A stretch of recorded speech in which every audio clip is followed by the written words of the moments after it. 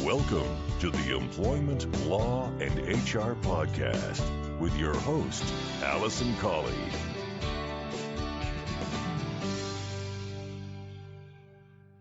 Hello and welcome to the Employment Law and HR Podcast. I'm your host, Allison Colley. This is episode 124. Thank you very much for tuning in. If this is your first episode, welcome along. I hope you enjoy it. And if you're one of my regular listeners, then thank you very much for continuing to download and listen to the podcast. I do appreciate your feedback, your questions, and for those of you who get in touch with me, if you'd like to connect with me on LinkedIn, then please do. I will accept your request. And if you want to drop me a note to say that you listen to the podcast, then that's fantastic.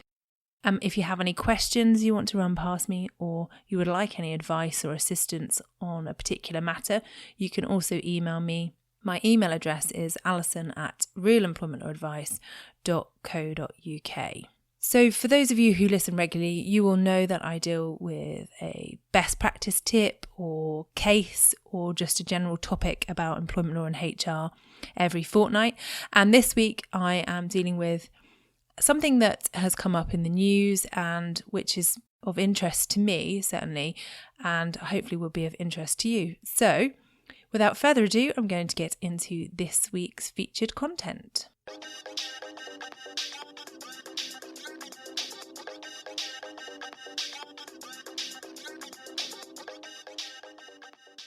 So, as I say, I was inspired to record this episode by a story which was run on various newspapers and online about a legal firm in Plymouth. It's a firm who do wills and probate, I believe, or private client type work.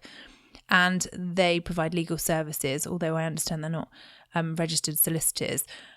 But in any event, the reason why they're in the news is because they have taken the decision to put all of their staff on a 4-day working week and have in fact increased their pay. So they haven't reduced their pay because they've reduced their hours. They have in fact increased the pay.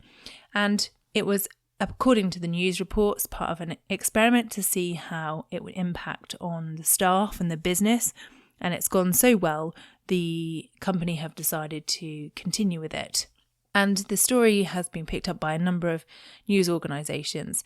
And when I was doing some research, I found that there are several stories over the years of companies around the world implementing different working hours and flexible working and the benefits that have come with that. So I thought I'd focus on that topic. And it got me to thinking about the general right to request flexible working that's available in law.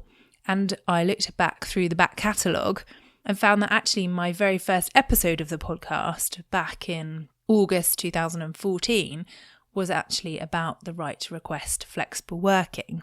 Because at that time, it had been in June 2014 that the right to request flexible working had been extended to all employees who had more than 26 weeks employment, rather than it just being for parents as it was before. So if you want to go back and listen to episode 1 of the podcast, it's easy to find.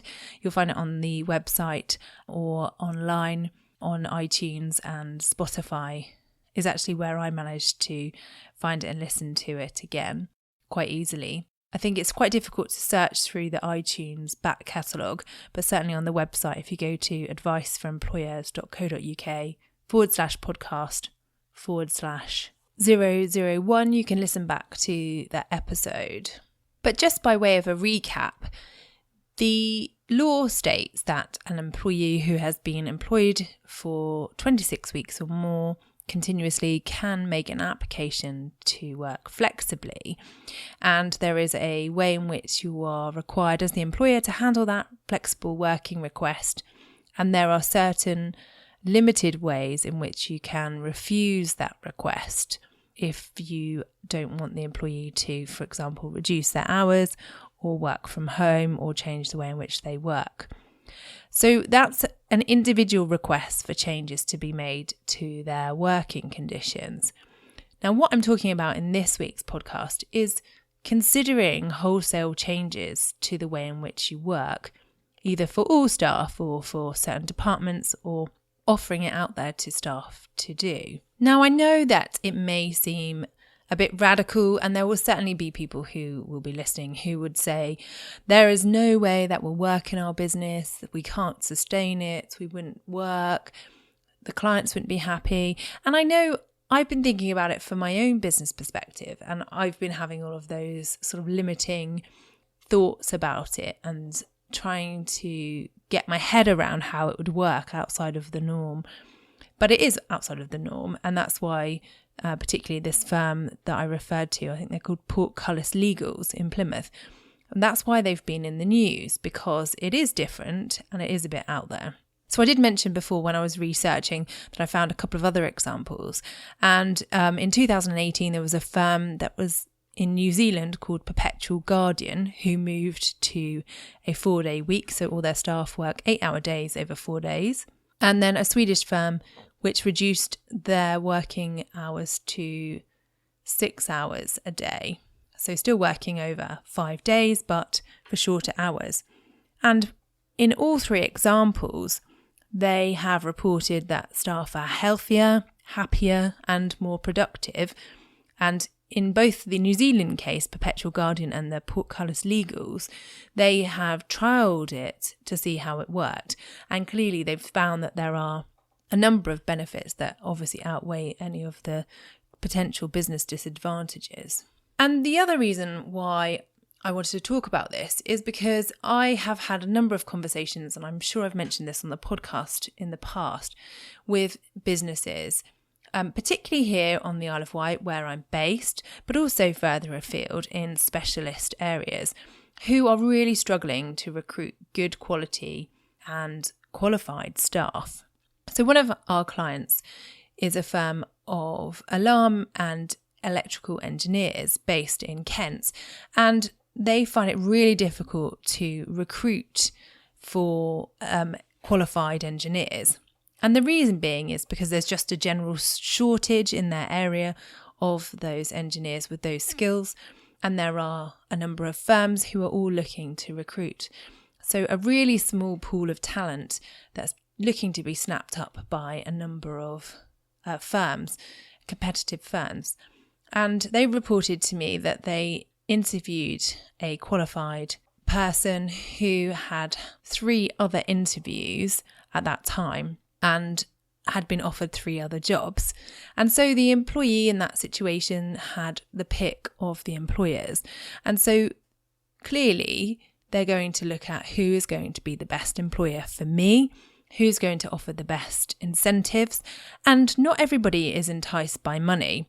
And certainly as a business, and I've said this before, I'm sure, you cannot compete with regards to salaries when it comes to your competitors, because you'll just end up pricing yourself out. And therefore, it's much better, in my view, to make yourself the employer of choice for a number of reasons, not just about money. And one of the ways you can do that is by offering flexible working and being a open-minded employer, considering all of the other factors. So not only has it been proven by other businesses to have an impact on staff, but it can also impact on your reputation with potential candidates and make you more attractive. So what are the different types of flexible working? What are we talking about here? And now, obviously, you can go with anything, anything goes in terms of flexible working, but the general things that have been done and that can be looked at, or some ideas for you, are about adjusting hours. So adjusting hours from early starts to early finishes, changing the length of the days, for example. You could look at reducing hours for individuals, depending on their role. You could look at home working, so enabling staff to work from home, so remotely, so they don't have to come into the office. Or you could look at things like reducing working hours across the board, as those firms have in the examples I've given. You could introduce a flexi time regime. So instead of having your set hours of 9 to 5, you could flex it up so that you have sort of the hours in which, parameters in which employees can work, but you maybe have core hours. Certainly when I worked in the civil service after I finished my degree, they had a flexi time regime. So you could come in any time between sort of 7 and 7, but you had to be in the core hours. I think it was between sort of 10 and 3 at that time. So as long as you were in between 10 and 3, the rest of the time you could work around your life, really, and work extra hours and make up time and accrue hours and that sort of thing. And it worked quite well. You could consider offering compressed hours, so keeping the same number of hours in the working week, but potentially reducing the number of days for staff. That could be good if you want to offer a service. For example, in my industry, where we provide services to businesses and individuals, generally most of our clients are wanting to speak to us Monday to Friday between 9 and 5, and that's when our other solicitors firms are open, for example.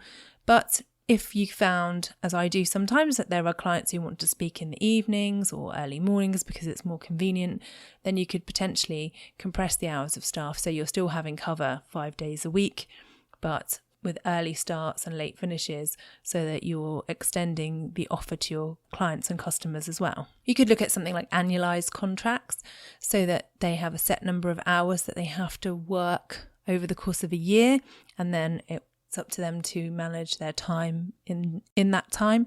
Again, that's quite a radical idea, and you're putting a lot of responsibility into the hands of your staff. But if it works for your business, or it could work for your business, then it's something to consider. And the final one I came up with was actually just removing hours altogether and instead focusing on results. Now, again, it may seem quite radical, but there may be organisations or businesses that it works for and employees that it works really well with. So if yours is one where you have and you're able to measure results and that's what's important to you, then as long as the employees are doing the job, do you really need to have set hours? Do you really need to have a minimum number of hours that they're working? Could you encourage more productivity, more efficient working by removing hours and just focusing on the results? It's just a potential idea for you. So you might be saying, well, that's all very well and good, Alison, that's great ideas, but really, what are the benefits of flexible working? Well, in the course of my research, I found there have been a number of studies on the benefits of flexible working and the ways in which that can impact on employees and in turn on your business. So to list some of the benefits that have been proven, it can increase productivity, it can assist you with recruitment, as I was saying earlier, it improves morale amongst staff, it allows employees to have a degree of control and to feel that they're in control of their destiny, it can give better job satisfaction, can improve employee satisfaction with life generally. It's been shown that those employees who can work flexibly and have control are less likely to take sickness absence and less likely to be unwell. And one of the reasons is because they have more time to focus on their well-being and to look after themselves. It assists in the retention of employees, so it enables you not only to recruit the best employees, but to keep the best employees as well. It can reduce stress. It can considerably reduce stress amongst staff. And if you think about it at just the very basic level, if you introduce something like a flexi time system within your organisation, and that enabled staff not to have a set, like I've got to be in at 9, I've got to wait and leave at 5, for example. And I can just say from my own experience that getting 2 children ready in the morning and taking one to school and one to nursery with various things that can go wrong in the morning with children and also with traffic and with schools, all of that sort of thing. I'm fortunate in that I run my own business and I don't schedule client meetings so that I could potentially be late from dropping the children off at school. So I'm able to do that flexibility. So I schedule my meetings slightly later to give me that window of time in case anything comes up. But I know that if I worked for somebody else and I had to be in the office by 9 o'clock, I would be incredibly stressed most mornings about getting to work on time. And then that in turn doesn't start off the day very well. And obviously we all know what stress does to the body. So just on a simple level, if you had something like flexi time that enabled staff to, work around life and the things that life throws at you, then that would in turn reduce stress, help with well-being, and also in turn make them more happier and more productive. So that's one way in which it can help. Having a flexible working arrangement can also enable you to schedule work around peak times and also around the peak times for the energy levels for staff, so therefore maximising productivity. As I was saying, it could remove the issue of lateness. So if you have staff who are late because they're struggling to get into work because of traffic or problems with leaving the house, then that can help. And it can also help with your green impact. It can reduce your carbon footprint. So if you enable staff to work from home, for example, for 1 day a week or even more, then they're cutting down on the travel into work and thereby reducing the carbon footprint. It also means that if, for example, like with the other firms I was talking about, if you're having a 4-day week and you're closing the office for 1 day a week, then you're using less energy and less impact on the environment.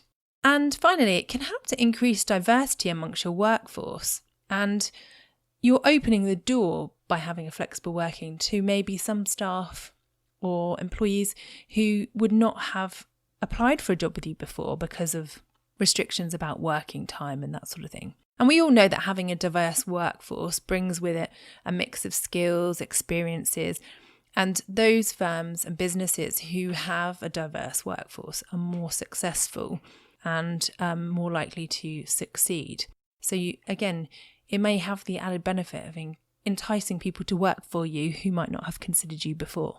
So as I say, a number of benefits that have been shown for those businesses who are already embracing flexible working. Now, there are some disadvantages or potential disadvantages that could arise, but I think these could be easily mitigated.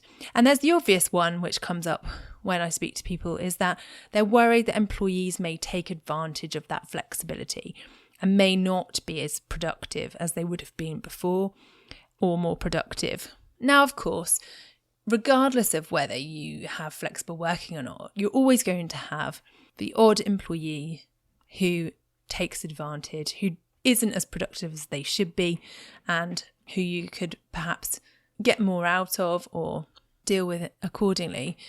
And I think that if you have employees who are taking advantage and not doing what they're required to, because they're working from home, for example, or because you've got more flexible arrangements around working hours, then you need to address that with them as a performance issue, just as you would if they're working 9 to 5 and spending 2 hours in the afternoon doing nothing or looking at the internet, for example. So yes, it could be a potential disadvantage, but I think it's something that could be easily overcome. Other things that can happen is, if you don't manage it appropriately, is you could have reduced communication with staff members who are perhaps working from home or working at different hours. It can reduce team morale and team working if people are working different schedules and they're not together as often. But again, both of those things I think you would need to plan for and ensure that you address them and have a plan in place to address those. And on the other side of things, it can lead to additional work taking place outside of the normal hours of work. So I know that if you work from home and you are so inclined, you can get drawn into emails and doing work far more than you would if you just worked from the office. So for some employees, those workaholics, you could find that actually it can have a negative impact on their stress levels because they're actually working more. But again, you can try and manage that and mitigate that appropriately. And of course, if you are allowing staff to work remotely from home, then you may have additional costs for equipment of computers and phones, etc. But hopefully the added productivity and reduced recruitment costs and the added benefits of retention will reduce and mitigate those additional costs.